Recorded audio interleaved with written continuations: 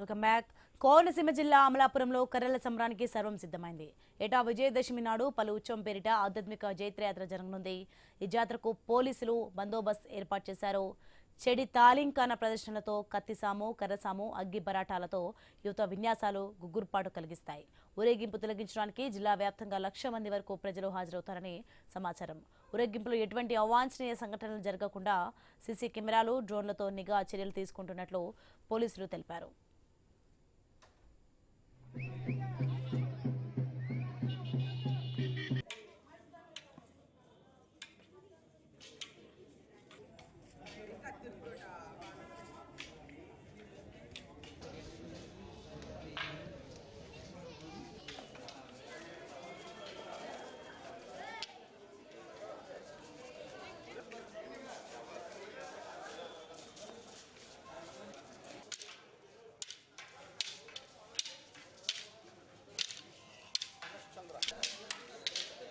దశమి సందర్భంగా మనకి అమలాపురం పట్టణంలో చాలా పురాతన కాలం నుంచి ఒక సాంప్రదాయబద్ధంగా వస్తున్నటువంటి చెడి తాళింకాలతో కూడినటువంటి సాంప్రదాయకమైనటువంటి ఒక వాహనాలు మనకి దసరా ప్రొసెషన్స్ మనకి ప్రముఖమైనవి.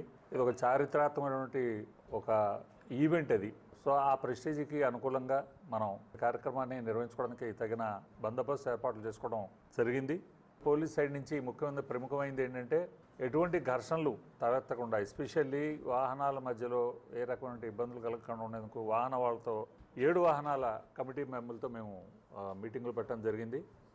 అమలాపురం పట్టణంలో జరిగే ఈ చేడి తాలికానా ఉత్సవానికి సంబంధించి 1 week back honourable district collector గారి ఇన్స్ట్రక్షన్స్ మేరకు 7 వీధుల్లో ఉన్న ఉత్సవ కమిటీ హెడ్స్తో పాటు లైన్ డిపార్ట్మెంట్స్ అయిన police, electrical, municipality and fire డిపార్ట్మెంట్స్తో ఒక మీటింగ్ పెట్టడం జరిగింది.